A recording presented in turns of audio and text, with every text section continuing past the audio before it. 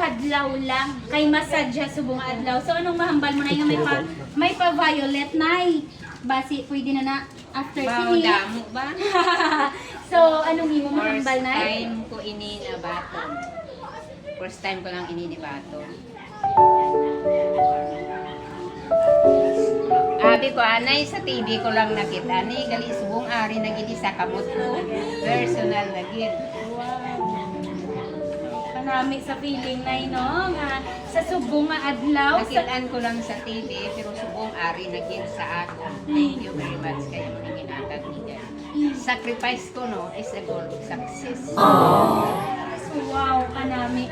So, subong, na-feel gid ni nanay. So, Ma'am Jessa ha, na-feel gid ni nanay ang tanan-tanan nga effort mo sa subong nga adlaw para sa iya. Bisan ara ikaw da sa malayo. So, grabe nga effort mo nga handaan si nanay sa iya nga kaadlawan kag na-appreciate gid ina ni nanay kag ang hambal gid ni nanay puro ya ini first time. So, thank you so much nanay kay Ma'am Jessa sa Bilog na family, sa mga kabataan, kaapuhan. Thank you so much.